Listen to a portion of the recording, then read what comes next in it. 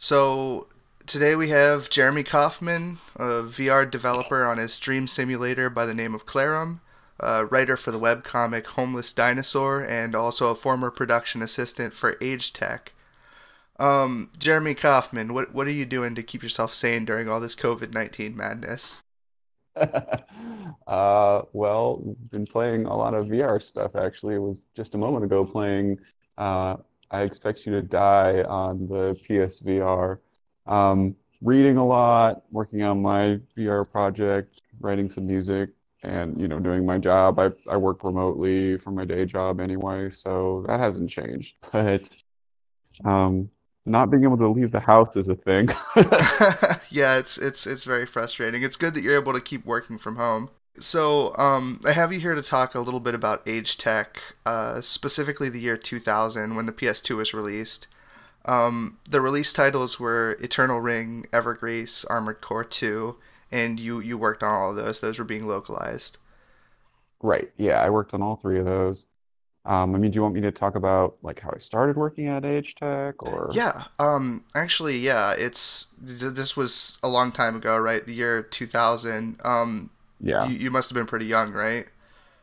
Yeah, I think I was about 18 when I started working there. I I was in community college and I was looking for a job because the job I was doing I hated. Um, Yeah, so I saw some ads and I actually applied to work at EA first, but then I saw the Age Tech one and decided I would much rather work there. So I sent over my resume and I sent a list of games that I had owned or beaten at the time, which was pretty long, and I honestly think that had a lot to do with why I got the interview in the first place. So, yeah, they asked me to come in, and so I lived in Sunnyvale at the time, and Sunnyvale is part of Silicon Valley. It's near San Jose, California, and a lot of the video game stuff has been in Sunnyvale or Santa Clara, Cupertino, that area for, basically since the beginning, right? The very first Pong arcade machine was put in a bar in Sunnyvale back in the 70s, so it's got a long history there, but AgeTech was not fancy. Um, it was this tiny little office right across the street from there's a Fry's Electronics there, and that's the chain of stores started in Sunnyvale as well. And but this wasn't the original location. They moved to a bigger one where it was kind of like a. If you ever been to like a Best Buy store, it was like that size. It went from being a relatively small local thing to being a chain of big box stores. And this was just right across the street from the uh, the Fry's Electronics. So it was just a kind of a little office park, and there were a bunch of little tiny offices there. Some of them were tech companies. They weren't all, but it was very small, very cheap. Um, the bathroom was always backing up. Like it was not fancy.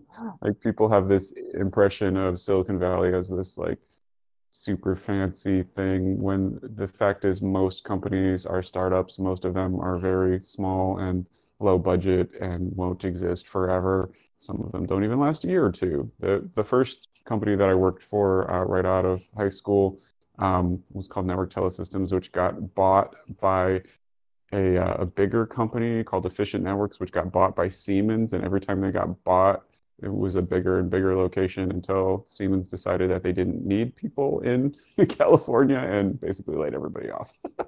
I went overseas. I think it just went to a different part of America, but it is a German corporation. Anyway, Age Tech.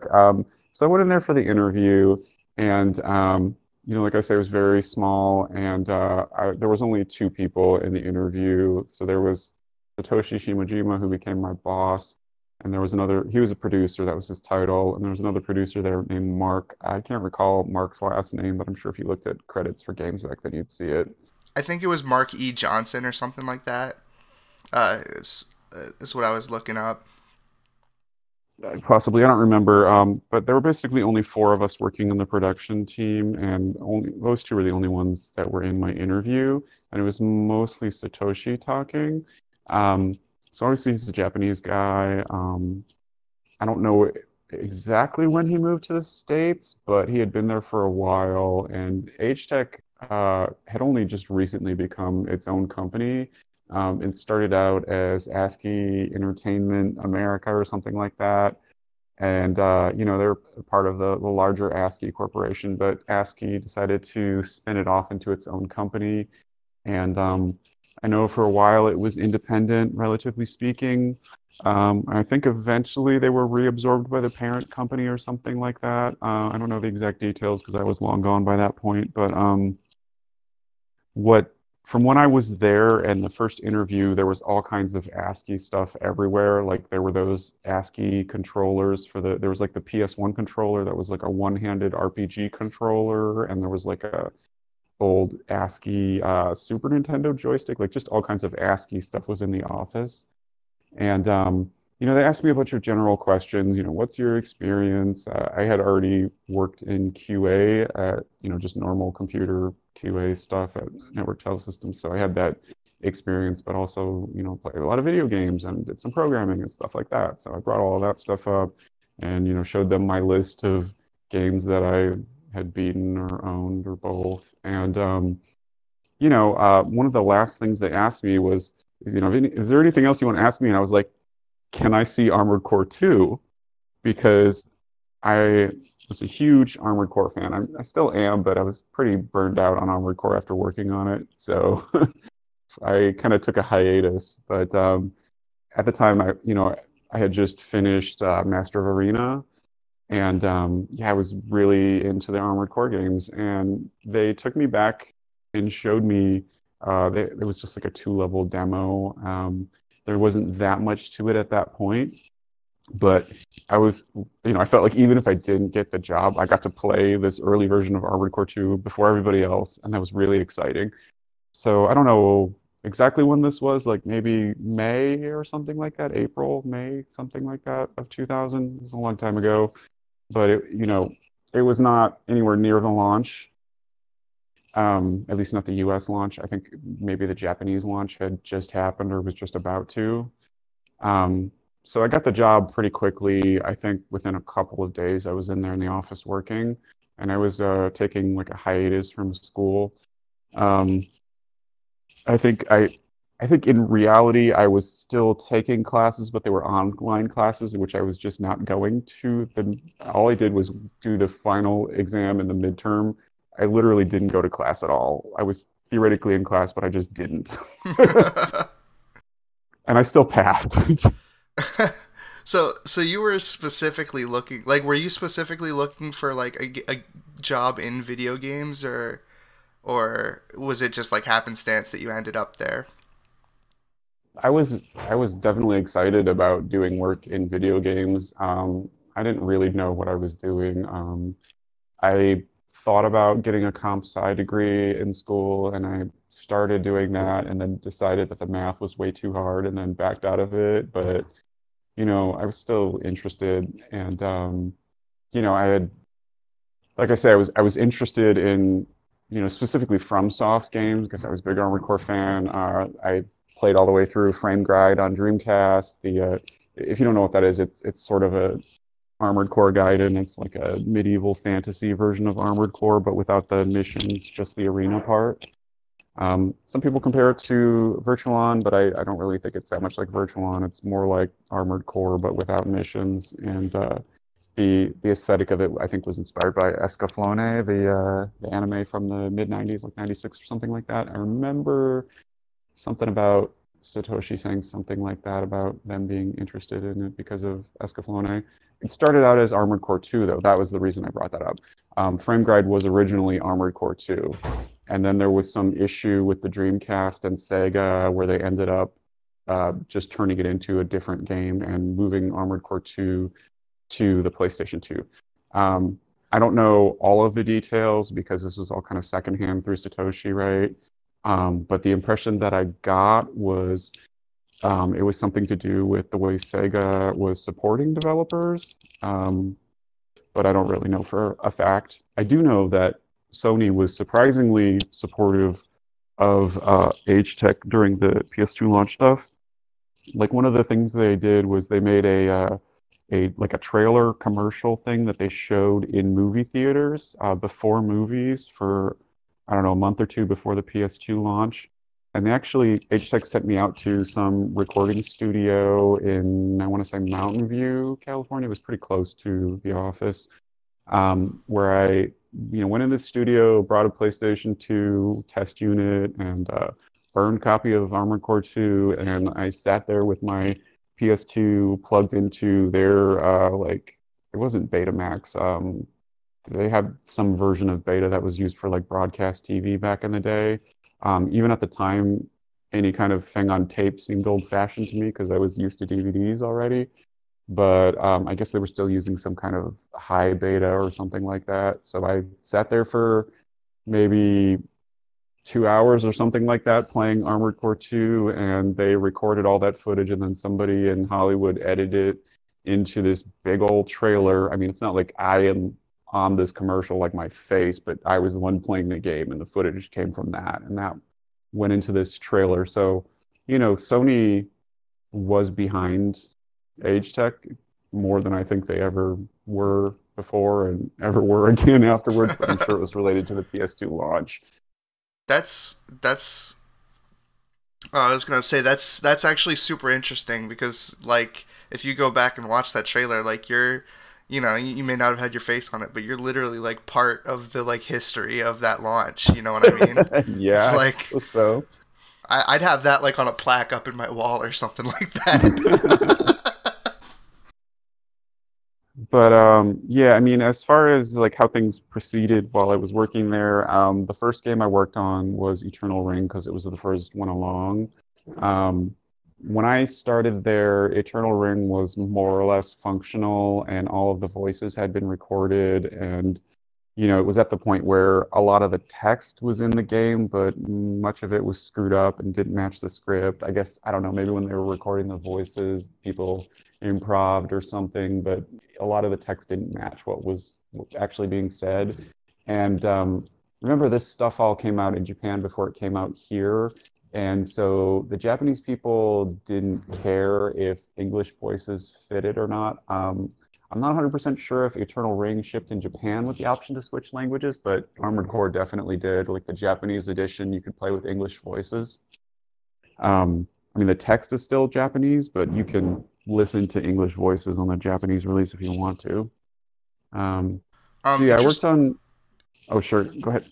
Interestingly enough, Eternal Ring, since you went in late, I don't know if you knew this or not, but the Japanese version of Eternal Ring didn't have voiceover.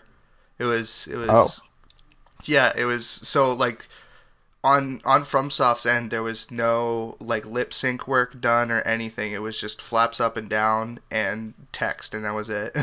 So, wow, I didn't realize that. Well, that must have been pretty close to the Japanese launch when it came out then. But yeah, it already had voices in when I started working on it at AgeTech.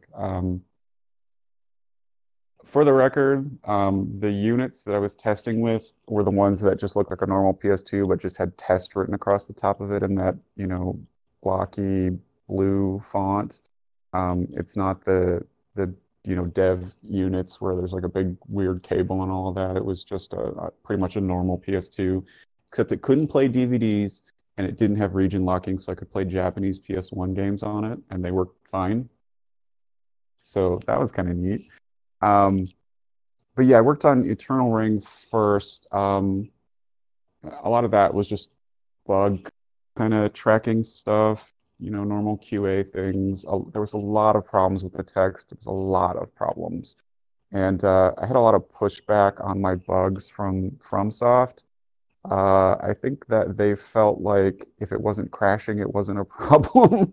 oh man. Um, but you have to remember, I didn't speak Japanese, they didn't speak English, so it was all me submitting reports. Satoshi would then translate those reports, and then it'd go to Japan, and then we'd get something back in a couple of days via email.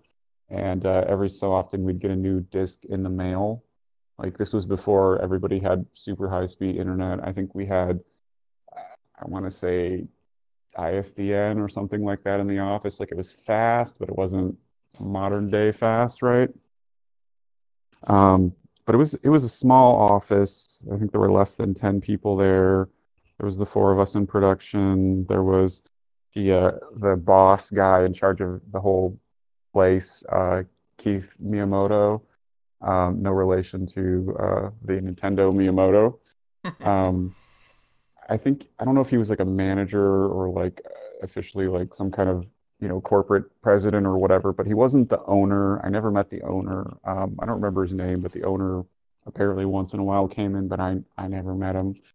Um, and Kevin was the marketing guy. He was really cool. He brought me like a bunch of comic books that he had and was bored with or whatever. I remember being very excited because he brought in um, Gona Guy, Ken Ishikawa stuff.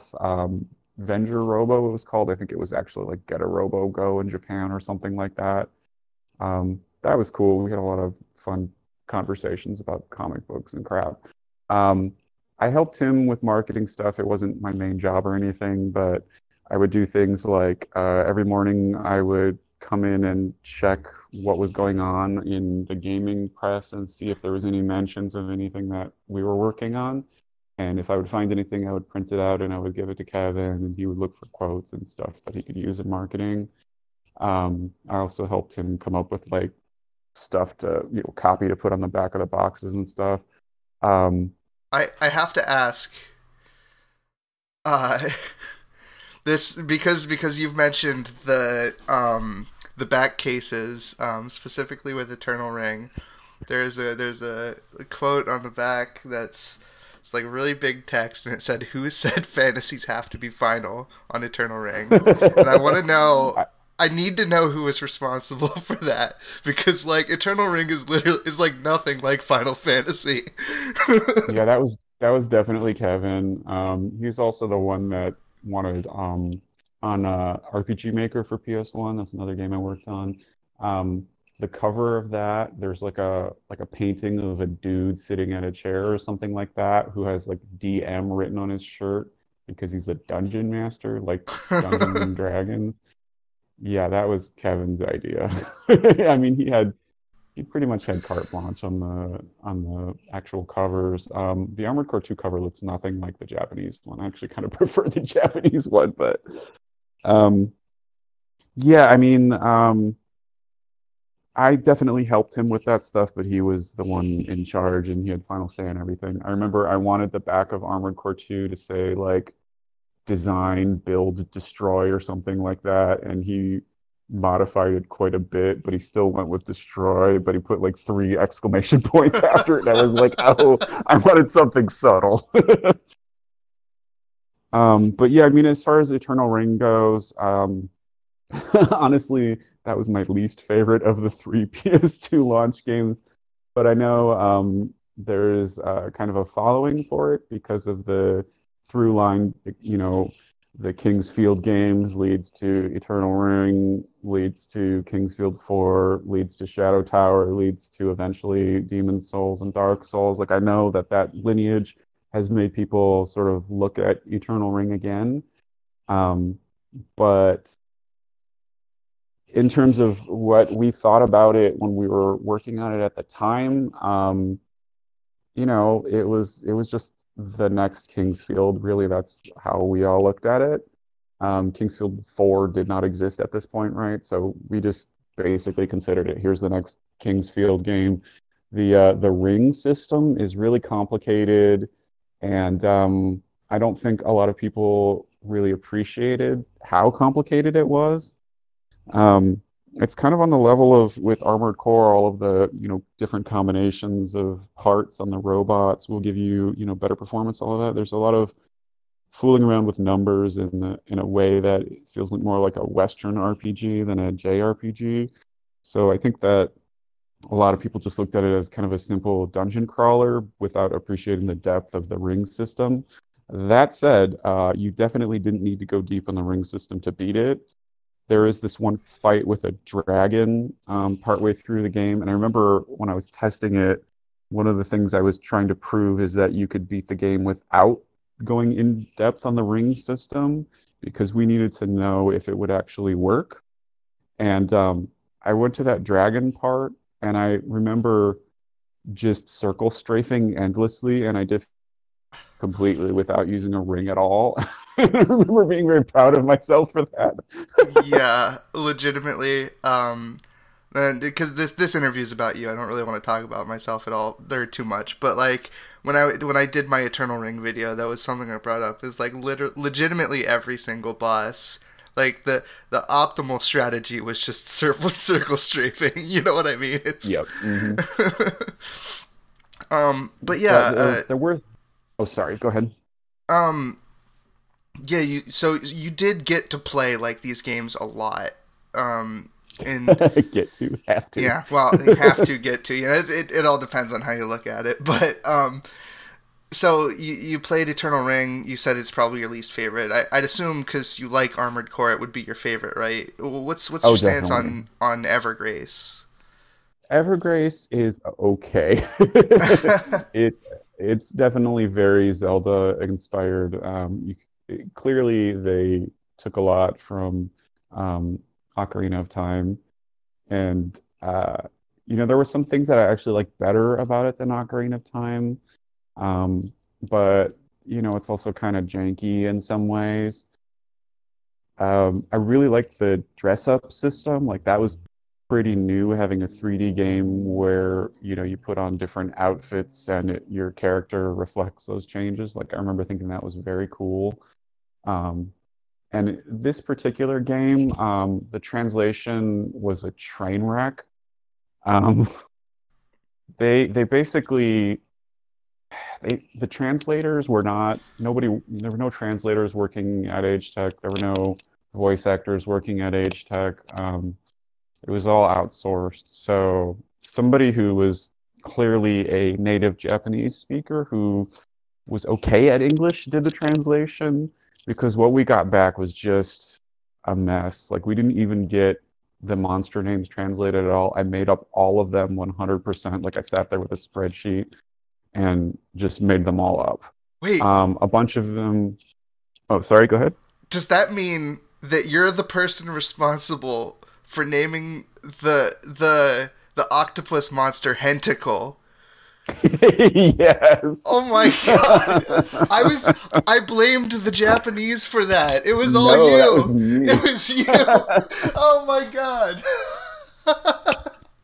I'm sorry, I couldn't believe I Japan. got away with that. I actually forgot about that. That was definitely me. Oh yeah, that was me. So a lot of the names were in jokes. Me and my friends used to play on this. Do you know what a mush is? It's like a mud. It's an online role-playing game, text-based, sort of. Yeah, I'm aware of muds at least. It's similar to that. Anyway, there are a bunch of references to my friends' characters on those games. But the Hentacle thing was definitely an in-joke from there. There was there was a an object on one of the rooms that you could role play in, which was an Hentacle. The bad grammar was part of the joke. But yeah, it's just what it sounds like. We just thought that was so funny. So I just found a way to put it in the game. There's also a bunch of Skinny Puppy references, the industrial band.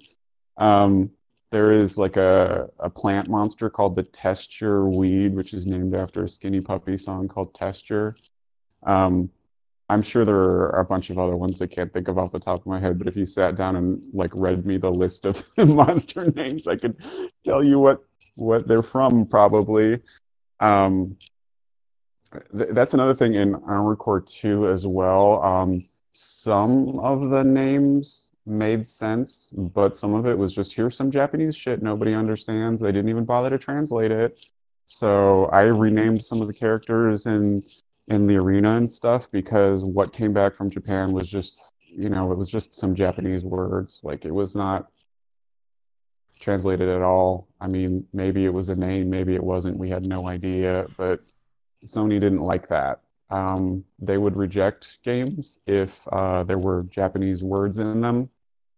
Um, I don't know if it's still like that. It's probably not, but that's the way it was back then. I mean, it was 2000, right? Like the anime explosion hadn't really happened yet. So I don't know.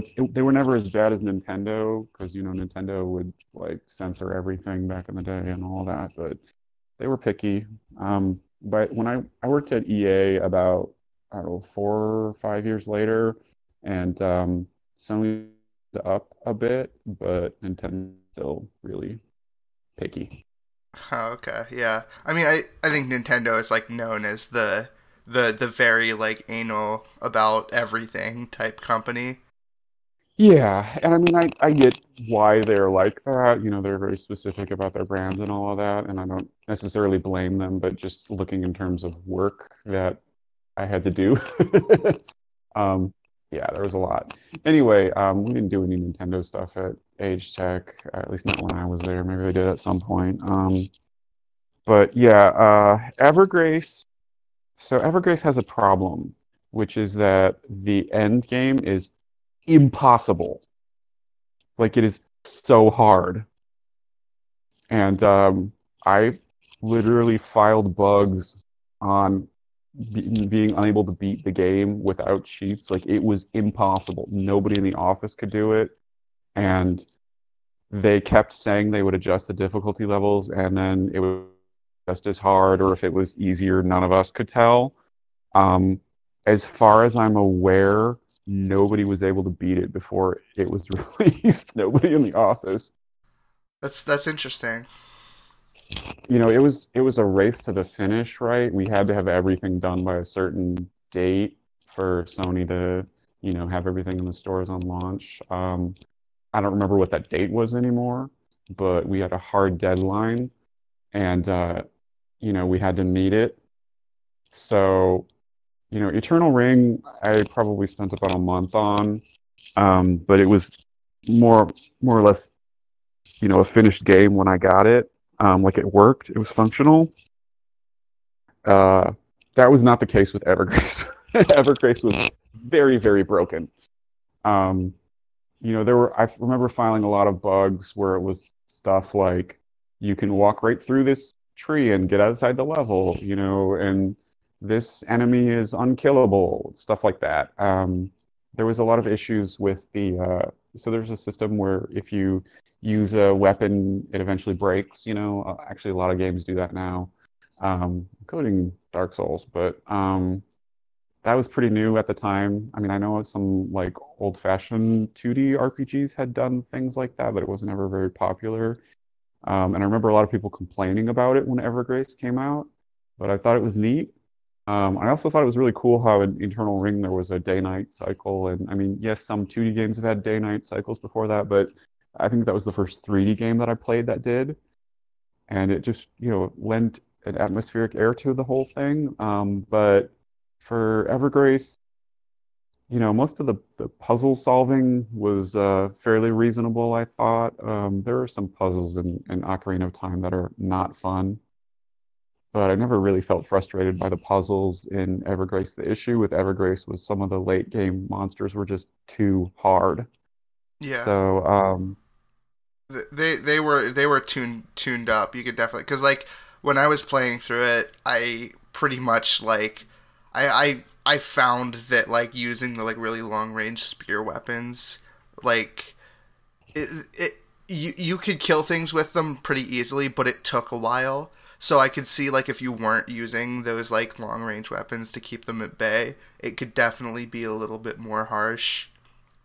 yeah, I mean it's been so long I don't remember the exact details of what techniques I was trying to use or whatever, but yeah, just know that it was way too hard and they did not listen.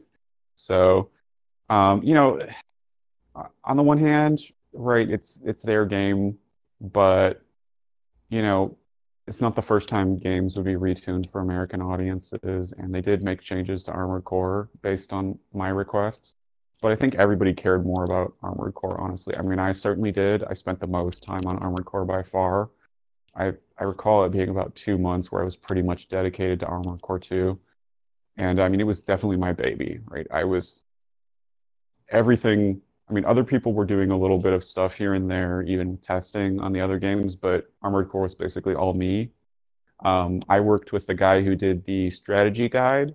All of the pictures in that book are ones I took and sent to him, and I wrote like a walkthrough that he based his strategy guide on. I think I'm actually like the special thanks or whatever on the book as well. Um, but yeah, Armored Core, that was definitely what I was the most interested in and spent the most time on and loved the most. Um, there were it was the same thing with Armored Core where the translation came back was just a giant mess, and I was involved before there were English voices. It was pretty early on. Like I said, when I first went to that interview, they just had like a two-level demo, and it wasn't even like levels. It was like arena levels. It wasn't a mission.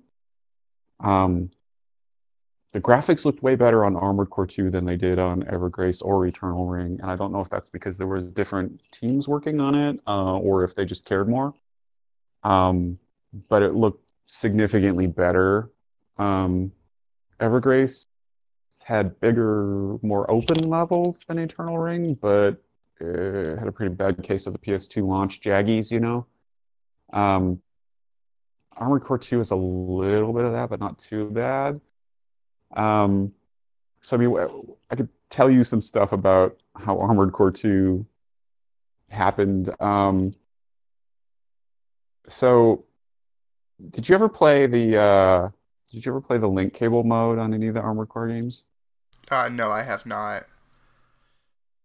Okay, well, there was a big problem with Master of Arena. I guess nobody actually tested the link cable, and there was an issue where player two would not have their radar displayed at all in link cable mode. And AgeTec ended up having to like print corrected versions, and like you could bring your original one in to the office or mail it or whatever, and they would give you a corrected one. So everybody was pretty paranoid about the link cable mode being correct. So for a fair amount of the development of Armored Core 2, I had two TVs and two PS2 test units sitting right there connected, and I had to do a lot of regression testing to make sure when they would change something in the main game, it wouldn't break the link cable mode. I don't remember what the official name of that is anymore, but oh, there was one bug about the link cable thing that drove me up the wall. So there's a spelling error. It says connecting with one N, and I spent literally a month trying to get them to fix it, and they never did, and it went out that way. That really bothered me. Yeah, I noticed Armored Core playing through it. It had the least amount of spelling errors and like grammar issues out of all of them. It's because I was involved the earliest in the development of that one. I was gonna say all three of them like definitely had like you could tell that there was some issues being run into. Yeah, it was a struggle, and I mean, I get that, the American release was not the primary market or whatever, but I did have some advantage in that I was also a tester on the Japanese version because it was early enough. Like I literally did QA for the Japanese one as well. I don't know if they put me in the credits of the Japanese one or not. I'm definitely in the credits of the American one, and I am also in the credits um, for Evergrace, but I don't think I am for Eternal Ring. I think just because it was too far along and I wasn't willing to fight them on it for a game I didn't care that much about.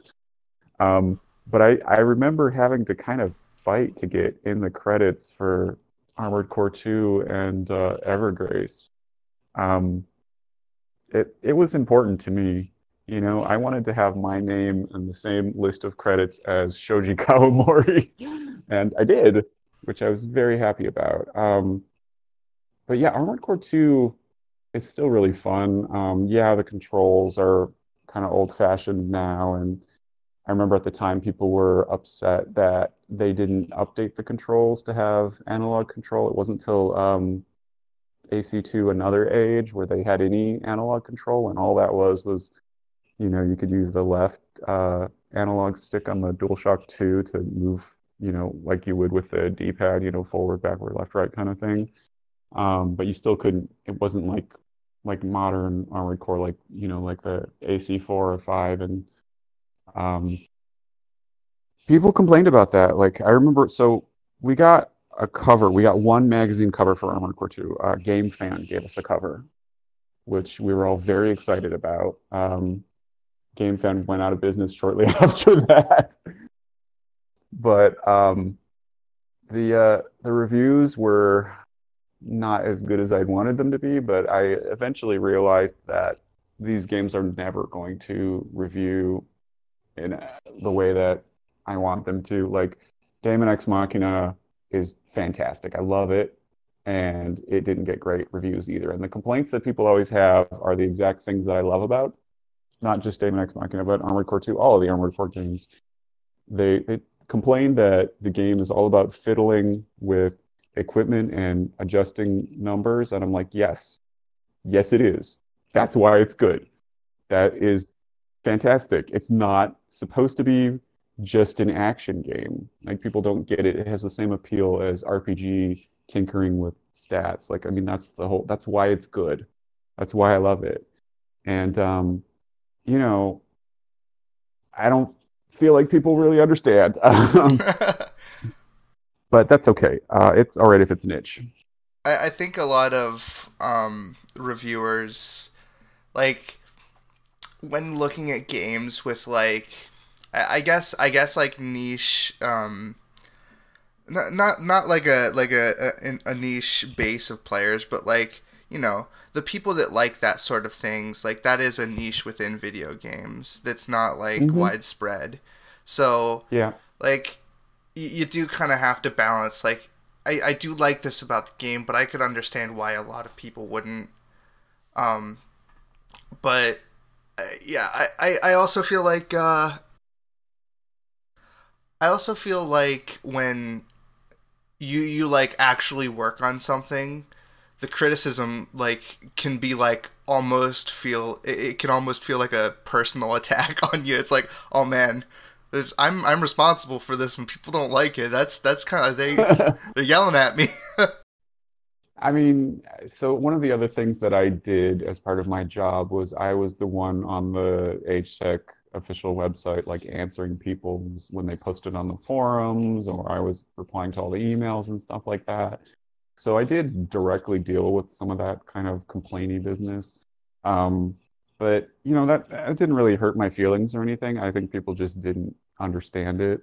And I think that with the success today that the Dark Souls series has and Bloodborne and all of that, I think people should realize that yes, there's a through line from the King's Field, Eternal Ring, Shadow Tower line, but Armored Core is also part of that line. In fact, the director of the Dark Souls and Bloodborne, those games, he directed the last couple of Armored Core games as well. I mean, it's not like this comes out of nowhere.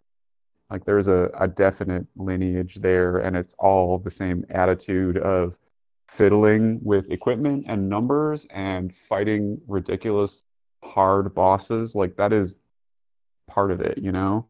The arena in Master of Arena and Armored Core 2 is definitely in that spirit. Like some of those arena fights are really, really difficult. Yeah, for sure.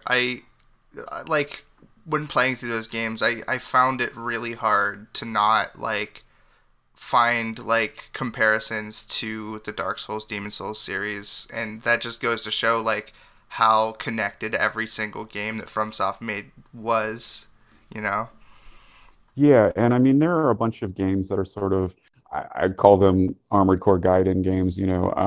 Frame Gride is I already mentioned that one. It's obvious, but there's also Murakumo. There's Metal Wolf Chaos. Like these games play a lot like Armored Core, especially Metal Wolf Chaos. It's basically an Armored Core game. Um, it doesn't have as much equipment fiddling, but I mean, it looks like Armored Core. It plays like Armored Core. I mean, it's definitely part of that lineage. And Daemon X Machina is not made by FromSoft, but a lot of the people who worked on it are former FromSoft people, and it shows. Um, For sure. Left alive though, not so much. Yeah, I don't know. Do you want to ask me questions about Armored Core? Like, I mean, I named a lot of the characters that had gibberish names that came back as nonsense. Like there's one in the arena named Chimera, who's named after another one of my friends. Just everything's inside references. Yeah, there's a lot of that. It doesn't have as much kind of jokey stuff as Evergrace because I took Armored Core very seriously. But there's a bunch of like Macross and Gundam references in there. I think it's really really interesting to hear about people who I like to use the word snuck things into a game is like it kind of sounds like they're trying to be mischievous, but like it, you know, they kind of snuck things into games like references and like little jokes. I always think it's interesting to hear when people do that because it's just like that's such a human thing to do. It's just it's be like, I'm gonna name this guy after my friend's character. It's like I love it so much. The reality is you have when you're doing this kind of job, when you're doing a localization job, unless the translation is really, really good, which it basically never is, you're making up a lot of stuff. And, you know, I on Evergrace and Armored Core, I rewrote a lot of the text, fortunately, before voices were recorded. So, a lot of it came back really stiff and weird, and sometimes it was really hard to understand what they were even talking about. And when you're doing that kind of stuff all day, when you're massaging something that is barely English, like it's nice to have a task where you're not thinking so hard about just trying to make something flow naturally. So just coming up with names was kind of a fun thing to do, and not having you don't have that same level of mental usage going on when you're coming up with that kind of thing. So it was a good way to blow off steam, I guess. But I'm sure that like anime dorks would be upset that we made up stuff instead of, being exactly like the Japanese, but that was not an option, frankly. You know, like we literally did not get any names at all back from the translator for any of the monsters and most of the equipment in Evergrace. Like it was just not there. And there was no time to get a new translator to redo it. We just had what we had and we had to make do. And with Armored Core, part of what I was doing was trying to make it consistent with the previous games because the translator didn't know or care. So I had to go through and compare the weapons to all of the weapons in the previous three games to make sure that they were all named the same thing that they were in previous games. And even then, I don't think all of my corrections were actually implemented. But nobody cared. Yeah. So I cared. the relationship between like AgeTec and FromSoft was like, well, not the relationship, but like the oh, what's the word I'm looking for here? The correspondence between the two companies, like it wasn't like they were involved in the project and you were involved in the project, but you guys, it seems like you guys weren't involved with each other very much. Yeah, I mean, it kind of felt like a game of telephone at times. Like, I'm not saying that they were deliberately ignoring my bug reports or anything, although every job I've worked in QA at, there's always been devs who did not want to correct my bugs. Every job. So that's not something unique here, but I think probably more of it had to do with communication problems rather than deliberate resistance. But I don't think that they cared very much about like grammar and spelling stuff. So when those like typos, like just straight up a typo, was very difficult to get them to fix. And I know that they had other stuff that they were working on in the game. Once it came out in Japan, they were slower to implement fixes than they were when it was still under development for the Japanese as well. So, again, I get it. We weren't the primary market or anything, but, you know, it was still frustrating at times trying to get things. I mean, it was really important to me. I wanted these games to be as good as they could, and especially Armored Core 2. Like, I really, really cared about it. And it was frustrating when I would file bug reports and, like half the things I would report would be fixed when the next version came back. And, then I also did a lot of regression testing to make sure that they didn't break something that had been previously fixed, which happened a lot. and we were under, a lot of time pressure. But one thing that I do want to bring up that was great about AgeTech is at no point ever were we in crunch mode. Like we never worked late ever. You don't have to. You really don't. And companies that claim that you do are just exploiting their workers straight up.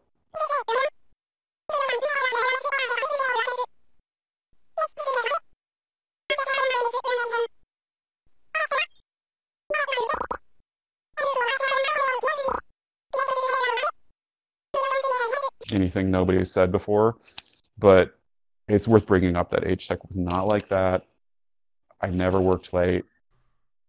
That's I actually came into this interview. One of my talking points was going to be, Age Tech launched three separate titles localized at Hmm. once, essentially. And Yep.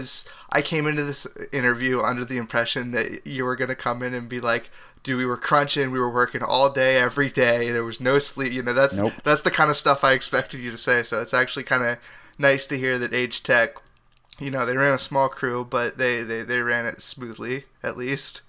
Yeah, I mean, the biggest problem was that I was not getting paid very much at all, but I was also a teenager and willing to work for probably less than I should have because I cared so much about it.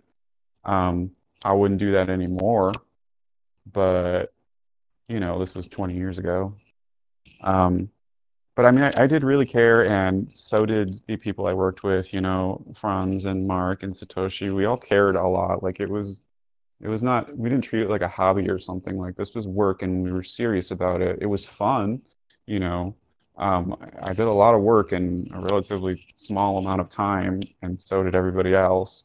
Um, at the same time as I was working, I was primarily working on the PS2 games, and at the same time, there were other people working on projects that were further along or further out, I mean. I know that there were later PS2 games that early builds were starting to come in before the PS2 launch. I don't remember what they were or anything, but I remember there were some other games that I don't think we actually ended up releasing that we were testing and maybe it was going to happen. Like I remember there was this N64 game where you're like a hoverboard or something like that. I don't know if that was a FromSoft or somebody else. I don't remember very much. You could probably figure it out if you looked at the timeline though, because it was 2000. Um, but you know, I worked on not just the three PS2 games, but I also worked on Virtual Athlete for Dreamcast, which was a Sega game that Sega of America passed on because they didn't think it would sell well enough or because they were already losing confidence in the Dreamcast. I don't know which. Dreamcast definitely was still alive and well in, 2000. Um, but I worked on Virtual Athlete, but since it was already a completed game and everything, it was mostly doing compliance stuff, making sure that it, had all of the trademarks correct and, didn't crash and that kind of stuff. There wasn't, like, I didn't rewrite any text for Virtual Athlete or anything like that. Um, I really wanted AgeTech to release Frame Guide in English in America. Like, I really wanted that. And I remember bringing, I don't know if you know this, but the Dreamcast Game Shark, there's a CD or DVD or whatever. Well, it's not a DVD, GD-ROM, I guess. I think it was really just a CD though. I don't think it was actually a GD-ROM. Anyway, the Game Shark disc wasn't enough. You also had to put a dongle into your controller, like a memory card, like a VMU.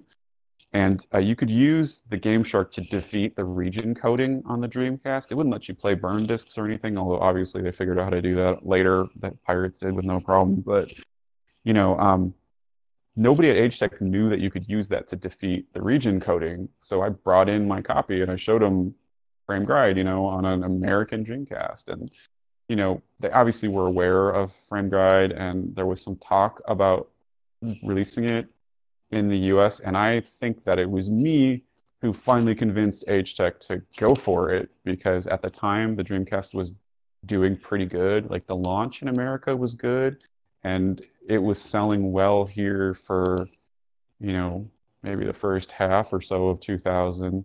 Um, it wasn't selling as well as, PS1, but nothing was, right? It was selling more than the N64 at the time. I remember that specifically. Um, but basically, what happened was I convinced Satoshi to try and go for it, and I guess they got Keith on board, and FromSoft shot it down. Oh man. They uh, they refused to release Frame Guide in the US. Um, they claimed that they lost the source code. It had not even been a year, I don't think. So I don't actually believe that. What Satoshi told me was that that is just Japanese businessmen speak. That is the kind of thing where it's like trying to, they weren't trying to save their own face, they were trying to save our face. They were trying to save us from being embarrassed. Um, so they said that rather than say the real answer, which is that they didn't think it would sell well or something about a bad relationship with Sega, something like that, right? It was something where there was a real reason that they didn't want to do it because of other relationships. Um, so they were trying to, save us from being embarrassed by causing other problems. And like I say, we did release a Sega game, you know, right around the same time. I don't know if that came out before the PS2 launch games or what, but we did release it. And I was really disappointed because I love Frame Gride and the fact that it is sort of the first Armored Core 2, like the rough draft of Armored Core 2. I thought it really deserved to see the light of day. I know that in recent years, some fans have like hacked it and made a translation, which is really cool. Um, but it's not the same as, if it had come out in like, you know, October 2000 or something like that in the US, like that still would have worked, the shit hadn't hit the fan yet. Yeah, for sure. I mean, you sold me on it. I definitely want to try it. Yeah, I mean, it's a really fun game, and one of the things that I think is really fascinating about Daemon X Machina is it plays more like Frame Gride than it plays like Armored Core, meaning you have unlimited boost. Um, and the way you can just skate around at all times really feels like Frame Gride to me.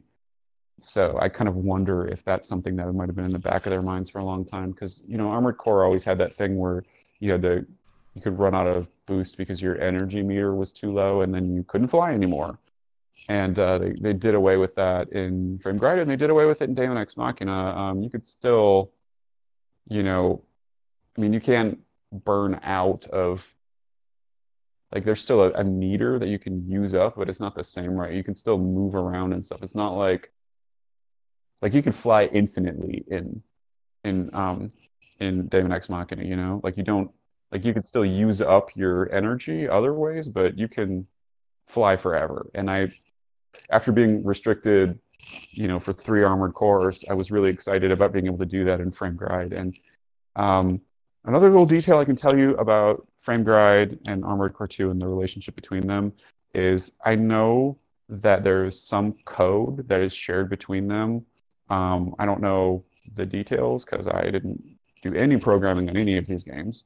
Um, but there's something in the engine underlying Armored Core 2 is based on what was in a Frame Gride, and you can actually see it if you jump on top of one of the enemies in Frame Gride. Like they have squires or little sidekick robots that you can summon. If you stand on them, um, the distance between you and the thing you're standing on is like exactly the same as in Armored Core 2, which is funny, but it's probably only someone who was playing Armored Core for 8 hours a day for months would have noticed. It's true. Um, It's true.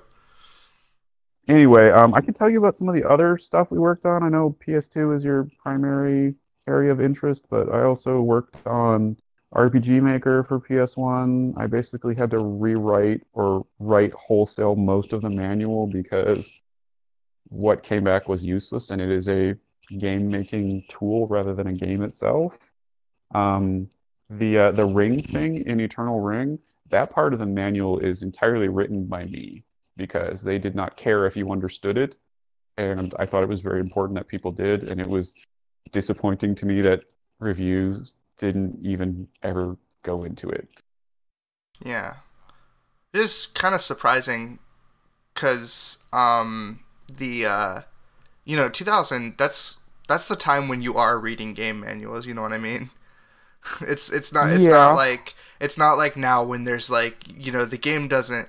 The game basically has to build in a game manual nowadays because they don't come shipped with them. It's not like normal anymore. But back then, you pretty much should be reading the game manual before you play the game. You know what I mean? yeah.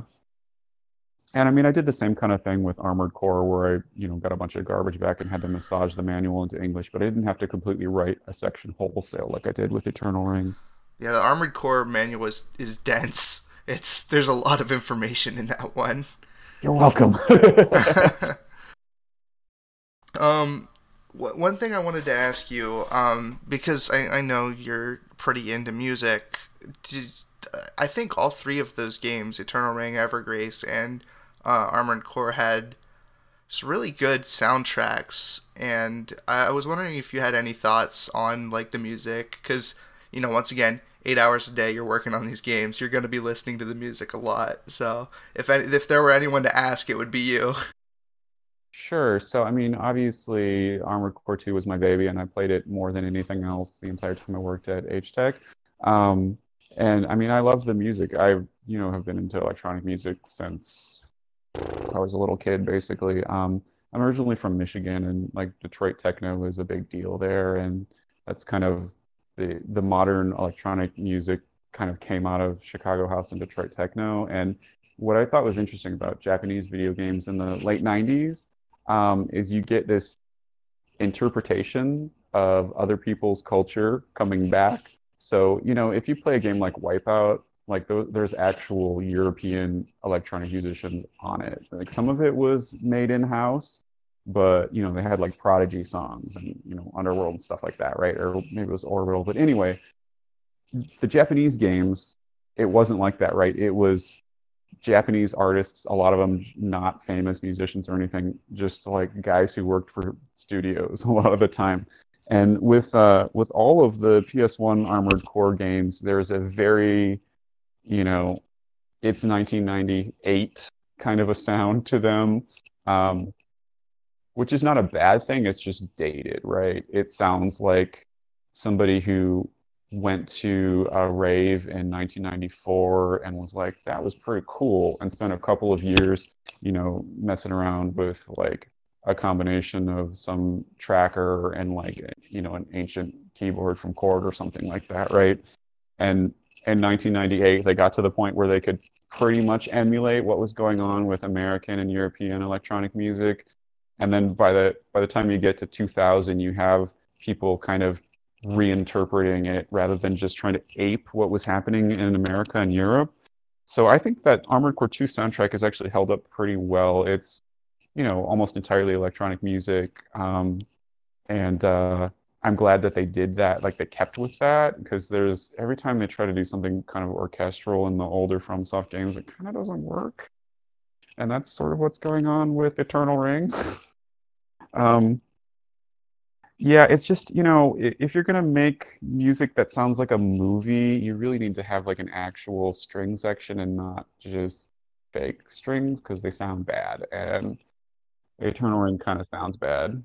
I was reading some interviews. There's this guy named Rocket Baby who does like his stuff doesn't exist anymore. His website basically stopped putting stuff out in like 2002. But he had interviewed the a lot of the sound engineers that worked on, well, not armored, well, yes, Armored Core and Eternal Ring actually shared some of the sound engineers, and then also Evergrace, which had like a really unique sound to it. um Yeah, Evergrace is interesting. it's definitely like honestly nothing like it I've ever heard. Completely unworldly. But the specifically on Eternal Ring, the guy was saying like, we had like, I had like a CD of like sample orchestral sound. You know what I mean? Like sample string, sample, whatever. That's what they would be using to make music. They didn't have the giant like sound fonts that you have nowadays to, make Hmm. things that aren't like actual instruments sound relatively decent. Yeah, that doesn't surprise me. Um, Yeah, I mean, I get that fantasy games, there's a tradition of trying to make them sound like orchestral music ever since the first Dragon Quest or Dragon Warrior, if you like. Like I get that. The guy who did the music for those games came from a background where he really was like a composer for, I don't know if he was like movies or TVs or something, but he had like an orchestral background and like classical training. And ever since then, Japanese RPGs have always wanted to sound like that. And Eternal Wing's not exactly an RPG, but it's kind of an RPG, and you kind of see how anything fantasy and RPG-ish, there's this temptation to try and shoot for what Dragon Quest did, and it doesn't work that great. I think that with Evergrace, they were doing something unique, which is cool. I remember the music kind of reminding me of this old 90s anime, Area Zerum the Animation. Have you ever seen that? I don't think I've seen that one. It had kind of a funky, like world music inspired soundtrack. Another one that I remember having weird music that sort of sounded a little bit like Evergrace or vice versa was Orgus 02, which also had a weird, like the theme song of that alone is so bizarre. It's got this strange, like the time signature on it is really weird. I don't know exactly what's happening there. It sounds like it's going to be a pop song, and then everything sounds out of key, and you realize it's not an accident. um, anyway, yeah, Evergrace is neat. I think that game in general is pretty underrated. I don't know. Like I said, I wasn't in love with Eternal Ring or anything, but I get why people are, interested in it now. But it was definitely the least of the three, in my opinion, and I think pretty much the opinion of everyone in the office, honestly. It wasn't bad or anything. It was just, basic, right? I mean, the ring system is the coolest part about it for sure. Yeah.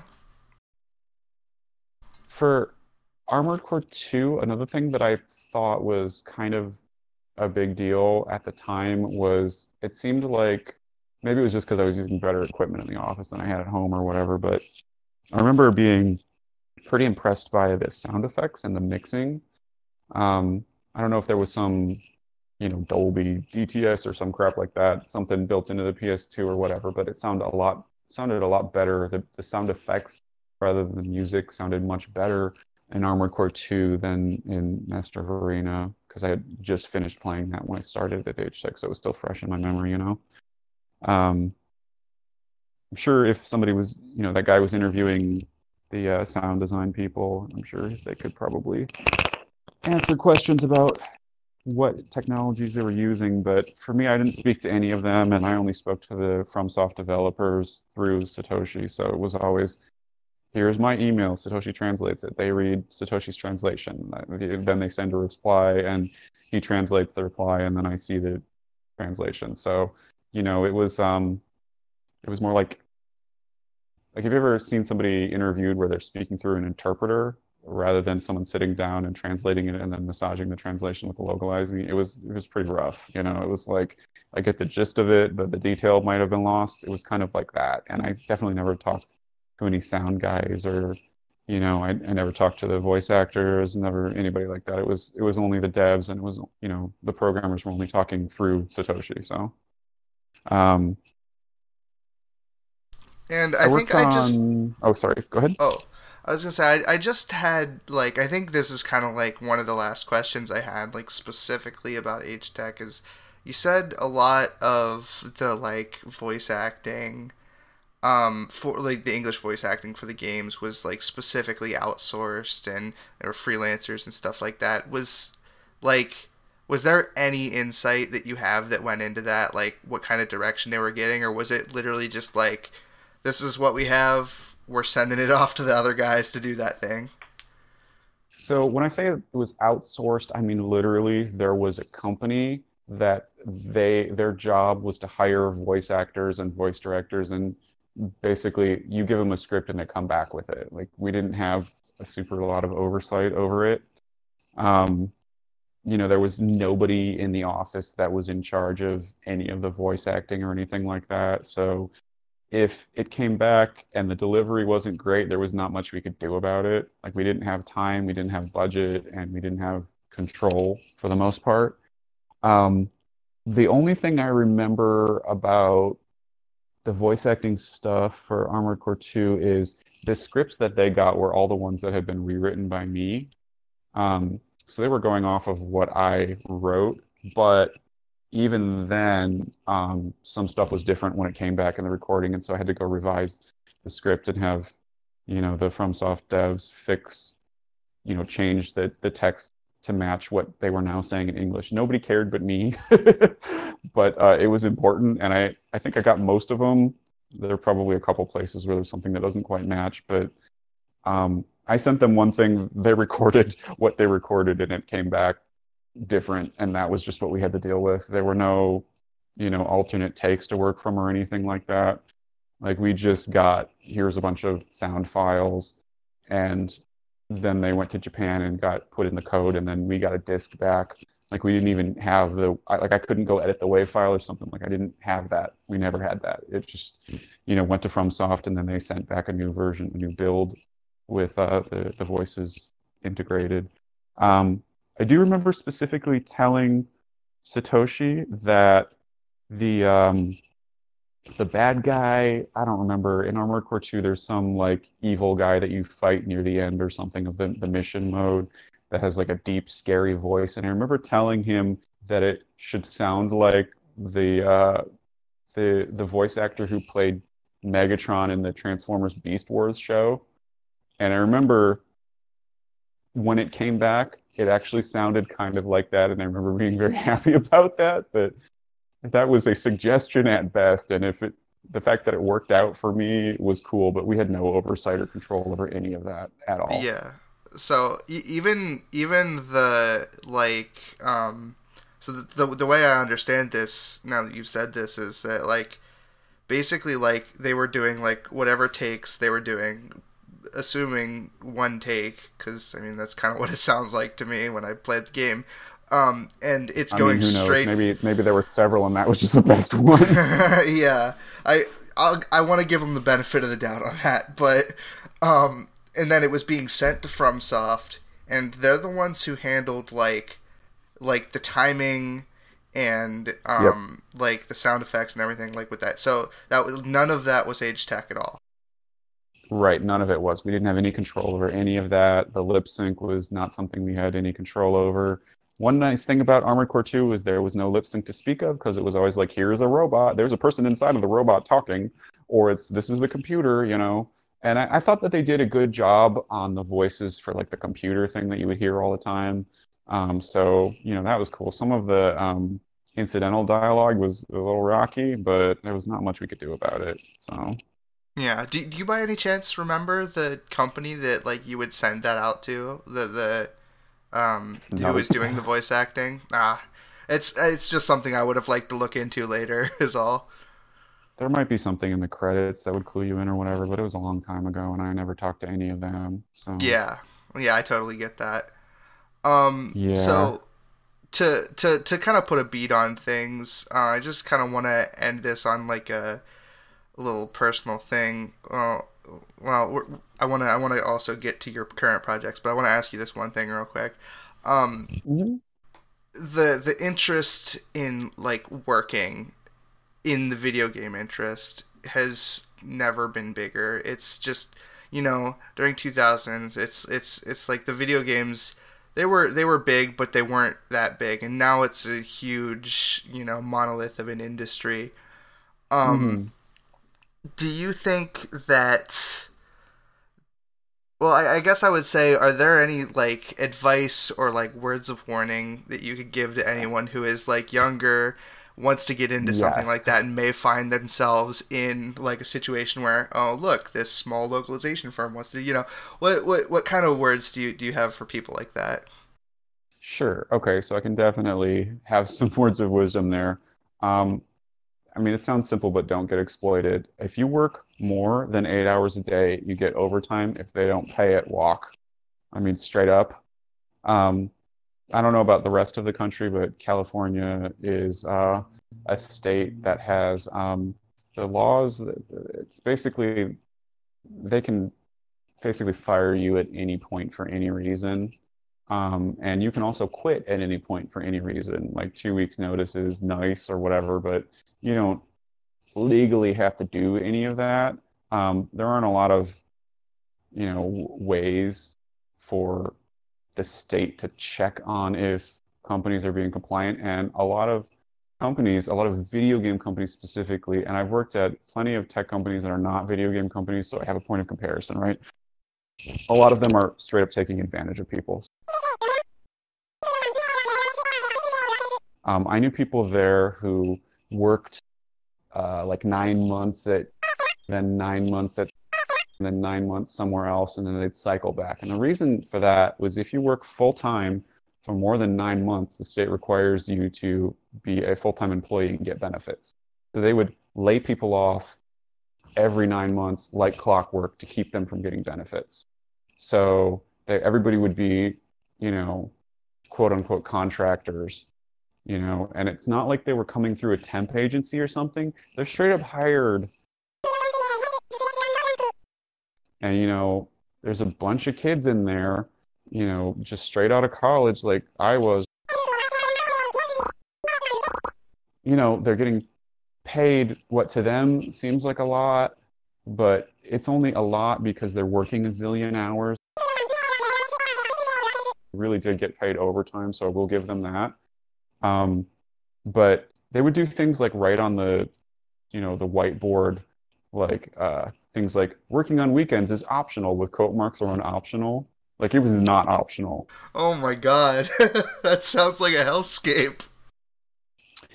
Yeah, so it's real easy to be young and be taken advantage of in that industry. And I didn't I'm not doing that. I'm not gonna have this cycle of 9 months here, 9 months there. The other thing that happens a lot is if specifically you work in QA, which I mean that was part of what I did at AgeTec, but that wasn't all I did, and it wasn't my job title. But it's very easy for them to dangle a carrot over you and say, oh, you do this for a while, you put in the work, you'll eventually get to work as a developer. Like that's not gonna fucking happen. Like it's really not gonna happen.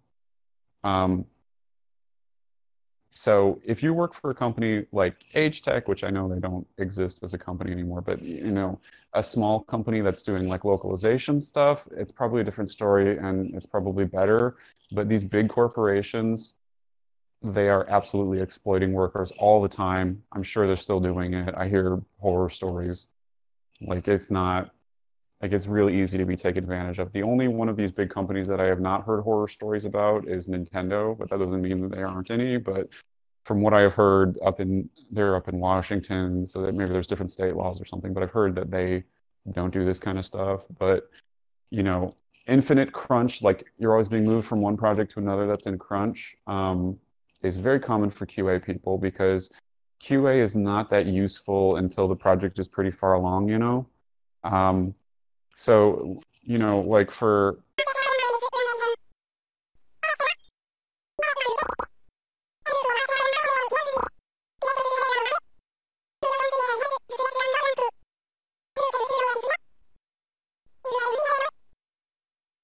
basically as soon as I would finish the QA on one project and it would get approved by, I would get moved on to another one. And it's just infinite crunch time when you're QA in video games. So be very, very careful about taking this kind of job because they're perfectly glad to just burn people out, make them work a zillion hours until they're so burned out they can't anymore, and then they just leave the industry. And it happens over and over and over again. And there's just always a fresh pool of young people willing to be, taken advantage of because they don't really understand, and then only figure it out later. So it's not just the video game industry, but it is rife in entertainment industries in general. Like the same kind of crap happens in Hollywood. So don't let that happen to you. If you are an actual programmer, things might be better, but the truth is you're going to get paid better being a programmer in literally any other industry. And that's just because the people running these companies are bad. I mean, that's all there is to it. So QA is a nightmare job. It should not be, but it is. I have a friend who worked at back in the day before they went under, and then he went on to work for various cell phone game companies like stuff like that. And like everybody who worked those jobs ends up with, repetitive stress injuries from poking at a cell phone all day. And like it's just not worth it. So if you want to be in the games industry, my advice to you for real, either work for a small company doing localization and be aware that they're never going to have a big budget. They're never going to pay you super great, even if you're, a producer. Like I know for sure that those producers at AgeTec were not, pulling in the kind of money you'd get in the same role at. Um, but if you're okay with that, cool. Remember that the Bay Area and San Francisco in particular is one of the most expensive places in the country to live. So if you're planning to move to the Bay Area for this, don't. Um, but if you get, if you, go to college, get a comp sci degree, get some work under your belt doing general programming stuff, then work for a video game company, that'll work a lot better. I wish I had known that in the past. Um, I kind of wish I didn't switch out of comp sci, even though my math skills were not great and I suffered as a result. Um, I ended up getting a cinema degree, which turns out to be useful when you're doing VR, so that's nice. Um, but yeah, seriously, if you want to be a game developer, either go to school, get a comp sci degree, and then do some jobs where you're just programming for unglamorous programming stuff. Make sure that it's like back end stuff, not front end. Like don't do front end web development stuff, but if you do back end stuff, server stuff, anything like that, any kind of making apps for, productivity apps for, cell phones or whatever, anything like that, programming, that's all good. Then go get a job at a video game company. Don't work for a Japanese one because most of the programming work is done in Japan and it's gonna suck.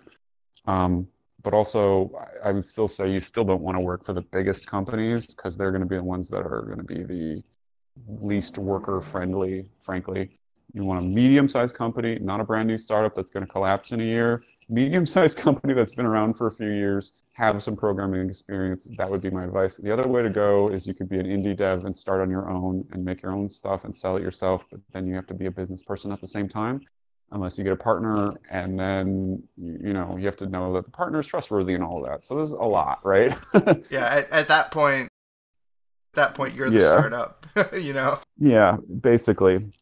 What I've been trying to do is make my own project, make my own game, release it, and then use that as a calling card to try and get work. So, I'm still working a normal, unglamorous tech job for my day job, and it's fine. It pays the rent. I've already been working from home for like 6 years, so I'm barely impacted by this virus stuff. There's a lot of good jobs in Silicon Valley. Just don't work for a brand new startup. And if you're working for a video game company, don't do QA unless it is a small company.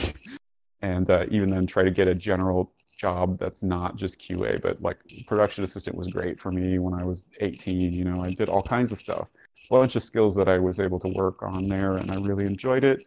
Didn't get paid enough, but I went back to school and finished school, and it was fine. But yeah, just don't get exploited. That would be my biggest piece of advice. Don't take crappy pay.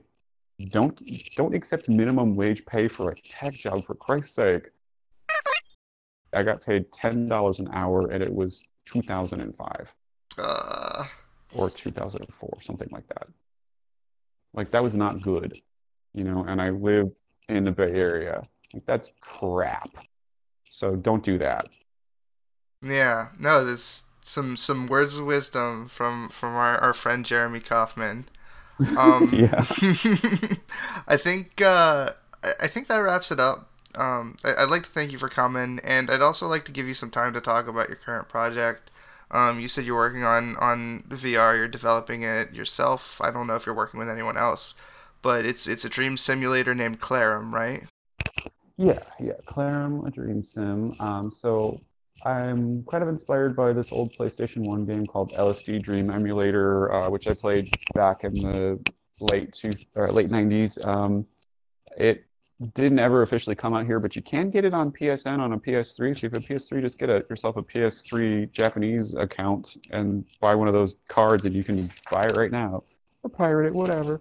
Um, yeah, so I several years ago took a course, like a 10-week course on learning to develop for VR specifically. VR is very new. And I did another 10-week course, but I learned the basics and I did a couple projects. I did an internship where I worked for a meditation, like a VR meditation app for some company that did, meditation stuff. And then I did like a, hackathon or whatever. And I've been working on Clarum for about a year. And it's not like a remake of LSD Dream Emulator. It has some things in common with it, but it has a lot of new things. So I'm working on it as a primary developer myself, but I am working with this other company called Melodrive that does AI generative music. And so my game has a combination of music I compose myself and AI music. And that's a really exciting field. It has come a long way. It no longer sounds like random bleeps and bloops. Um, but the gist of the game is you have about 10 minutes. There's a day-night cycle in the dream, and you can wander around and examine things. It's kind of inspired by old games like old adventure games like Myst and The Manhole. And so you look at things with your physical head in the real world inside the VR headset, and you look at it for a couple seconds, and that counts as scanning it. And scanning an object both earns you experience points because there's some RPG mechanics, and it also increases an invisible meter matching a theme. So if you scan a backpack, a ruler, a pencil, this kind of thing, it'll increase the meter of things that are school-like. So it eventually will fade a school set piece into the level, then you can go explore the school. So it's trying to simulate the way dreams just kind of bend and go in some weird direction when you see something and the dream kind of goes off that way. Um, yeah, so it's something that I've been working on for about a year. I'm expecting to get it done by the end of this year. We'll see. That's the goal. Um, I'm developing it for VR first, but I'll probably make a 2D version afterwards because one of the things I've been doing is because it's all gaze based, it's not about fumbling around with motion controls so much. Like they're there, but it's optional. Like the gazing thing is the primary mechanic. So the other mechanic is there's not fighting, right? There are monsters that represent your phobias. So there's like a monster that represents your fear of fire and your fear of spiders and this kind of thing. And the maps, these monsters will be following you around. Basically, they have cycles where they're doing their own thing, but if you get close enough, they'll start chasing you. If they catch you, it will quote unquote kill you, which wakes you up from the dream, and then you can go back to sleep and start a new dream. But the only way you can defeat them is by completing a challenge that proves you have conquered the fear. So, for the fire one, you have to go through a flaming building and get this little icon, this little token that shows that you have defeated the flaming building challenge. But, you're running through flames and it's still hurting you. And if you get killed by burning up, you just wake up again. The dream ends. So if you have this token, you can go up to the monster, touch it, and you essentially absorb the monster into yourself. So you gain the monster's abilities. So in the case of the fire monster, you can now walk through flames without being hurt. If there's a fear of heights scenario where once you complete it, you can climb above certain heights. You can like find handholds on buildings or mountains or whatever and climb above them. There's like an underwater one where you can breathe underwater, that kind of thing. So yeah, I'm pretty excited about it. And it's not something that I plan to sell, really. I'm probably just going to release it for free when it's done. But it's kind of meant to be my calling card, and it's my main project right now. I'm also interested in doing little side projects. I would like to do something with other people, like maybe some kind of like month-long little jam kind of project or something. So if anybody out there wants to do a project, I would be down. Primarily work in Unity, but I've played a little bit with the Unreal Engine. I am mostly programming and game design and music. I don't do a lot of 3D modeling. Mostly been purchasing apps and hiring people to make models for me. I can do a little bit of it, but it's not my main thing. So if you are out there in internet land and want to work on something, hit me up. Can I plug my Twitter and all that? Oh yeah, you can plug your Twitter. I'll also have it in the description of the video. Yeah, so find me on Twitter at why do I say WHYDOISAY. And you know, I will be glad to talk with other people if you want to talk about old video games from the 2000s or new VR games or whatever. Feel free to hit me up. Oh, sounds great. And I'm actually the project looks interesting. I'm definitely going to be following along as you make it. I have you followed on Twitter myself, so Yeah, I followed you back. I'm looking forward to finishing it. yeah, yeah, for sure.